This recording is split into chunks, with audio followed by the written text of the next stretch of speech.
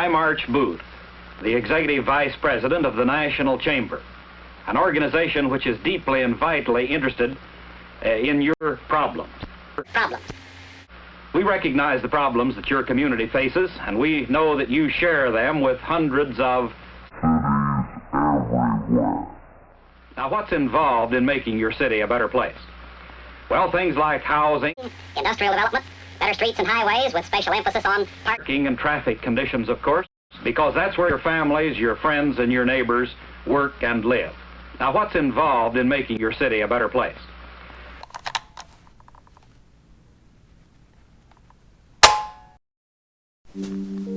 Urban planners in the 1950s developed an ambitious plan to imagine an American city.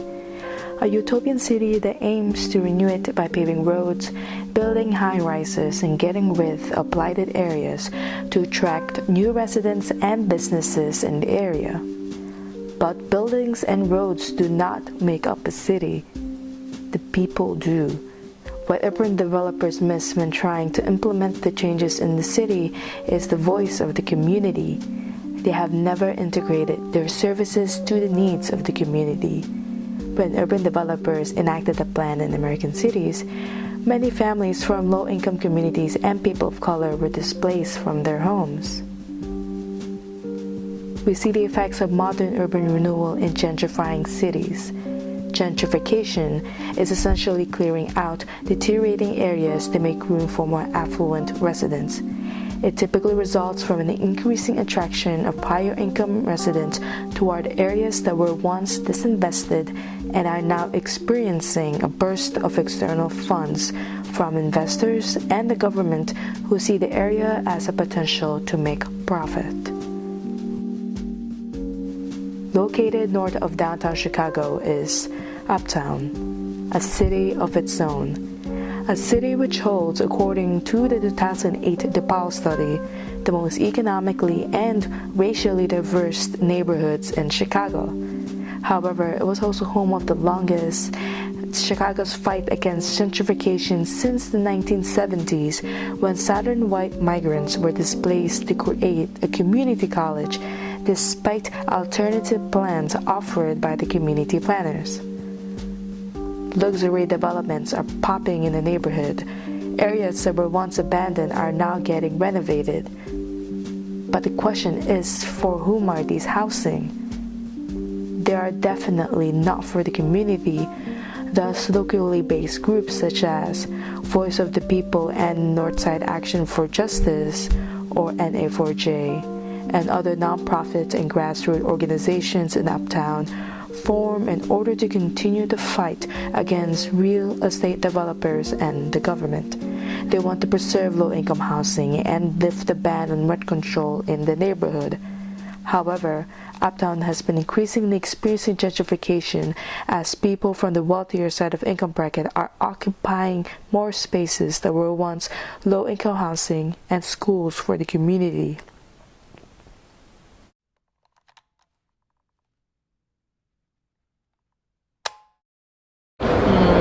Because whatever you do is supposed to be in the best interest of the community. What kind of community are they serving? That's what I'm saying. They're making their own community. How about that?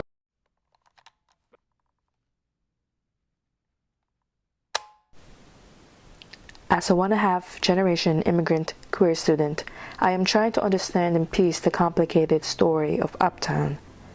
Based on my research and outside observations, I see two sides of the story that define what Uptown is.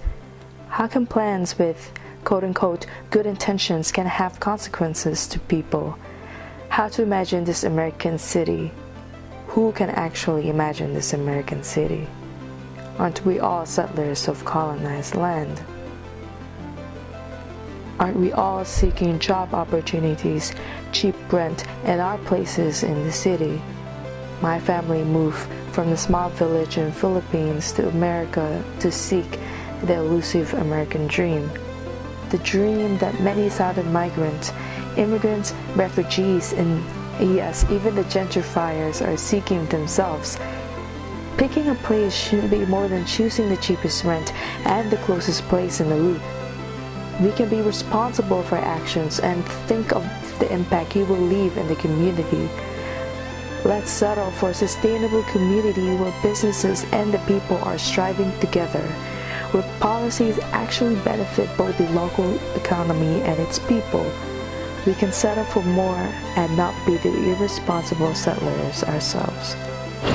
We have to keep on pushing.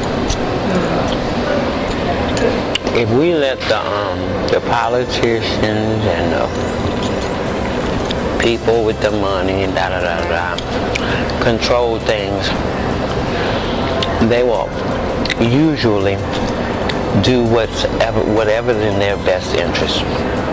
What are those best interests? I have no idea, but they do nothing for me. They do nothing for a child. They do nothing for the community. They don't consider those factors. And those are the people who it's supposed to be all about. From start to finish. So, how can you not think about them? You can't do that. I'm sorry.